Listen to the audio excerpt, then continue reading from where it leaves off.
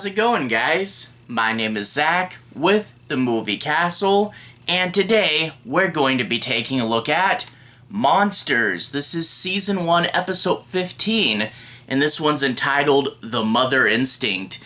It originally came out February 18th, 1989, was directed by Bette Gordon, and stars Elizabeth Franz, Finn Carter, and Tom Gilroy.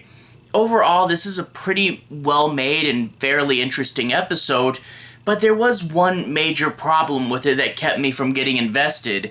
I guess I should list the biggest positive first. Is this one's got a pretty cool monster. In fact, I don't want to spoil what it is because I feel the reveal scene is super fun, but I will say the monster was different than what I thought it would be, is driven by fairly well-made effects, and actually goes in a few interesting and unique directions. And I do like that I didn't 100% know exactly where the plot was going, and the big reveal at the end of the episode did catch me, and I thought, wow, that's a pretty fun place to end on. But the problem is, this is a jerk gets his comeuppance story. I mean, it's anthology horror, you've seen this a whole bunch. And we get this guy who's an abusive husband. And the thing is, they act him out right.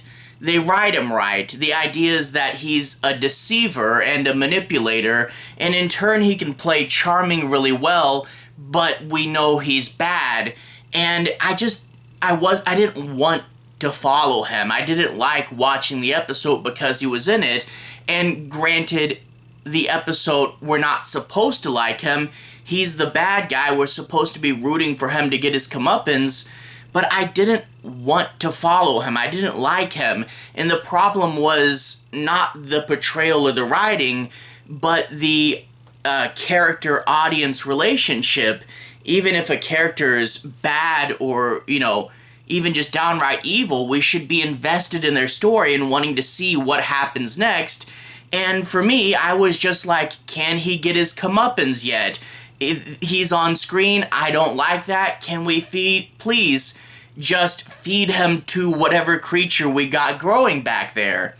And yeah, I don't know. Like, I recently watched The Dentist, and in The dentist is an evil jerk, but watching his descent into madness is compelling, and sometimes they write jerk characters with humor, which, granted, this is about abuse, that wouldn't be the right tone here.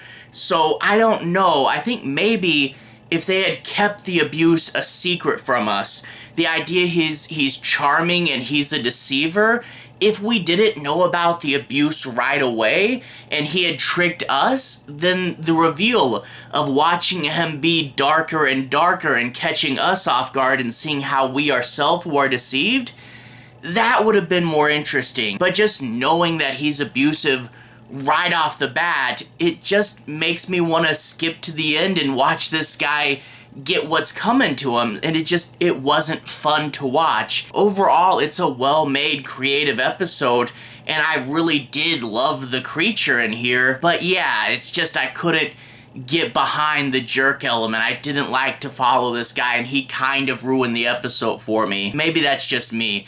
I know some people will say it's important that we showcase people like this that are manipulators so we know to watch out for them in real life, and it was portrayed realistically, so I don't know. It may not bug everyone, but for me, I just wanted to see him go, I guess in order to analyze this further, let's dig in a little bit. I'm going to be talking a little bit about the plot and analyzing a few plot points, but I'll try to be avoiding major spoilers.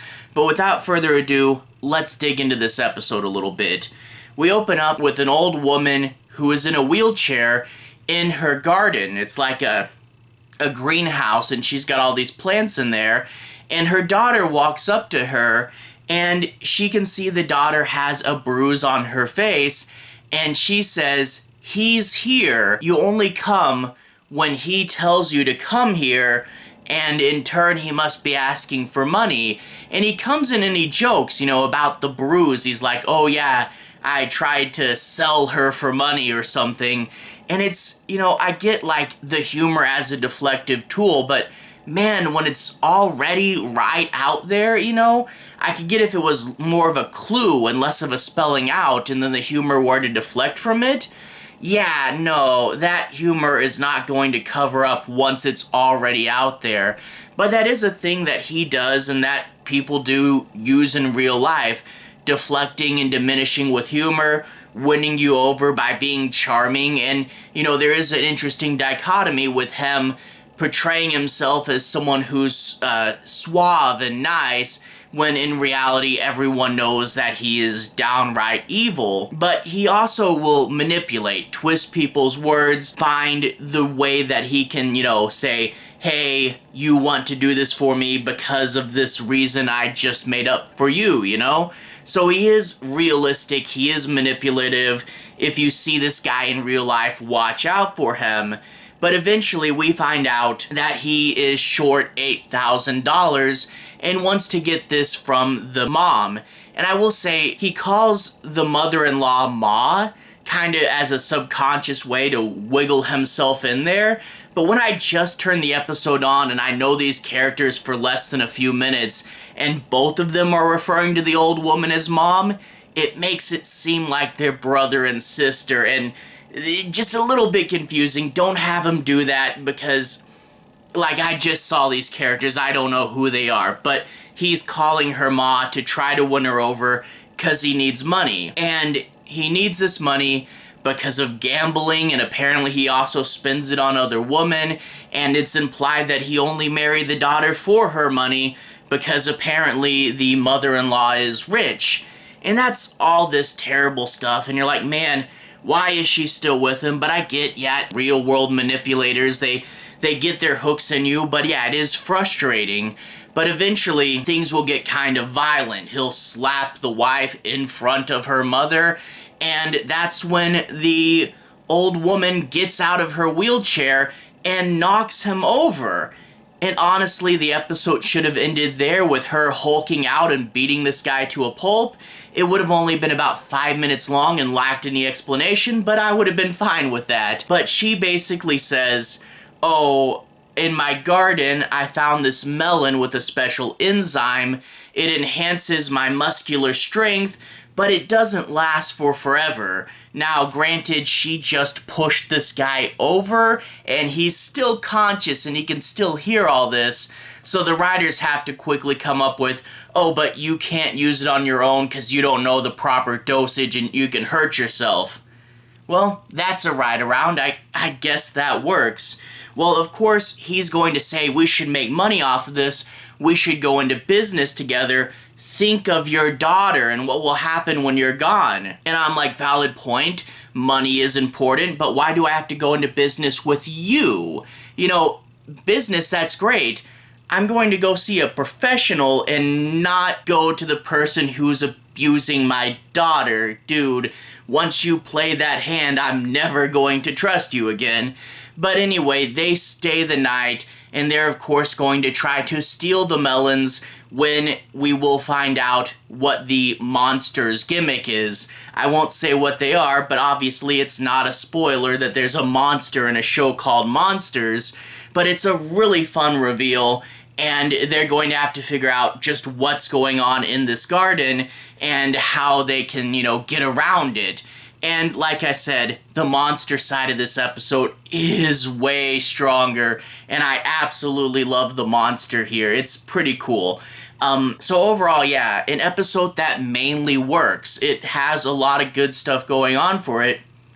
It's just the guy was so awful, and it made the episode hard to watch, and I wish they had written him better. Like, you know, let us be deceived by him. Let us think that the mother just doesn't trust him because she's overprotective, and then as layers get peeled back, let that be a reveal for later on. That would have obviously saved the episode. Whatever, though. It's mostly fine except for how it handles the one element. I just didn't like to watch it. Anyway though, to everyone who's watched so far, thank you for watching. To everyone who's liked and subscribed, thank you. You really are helping the channel out.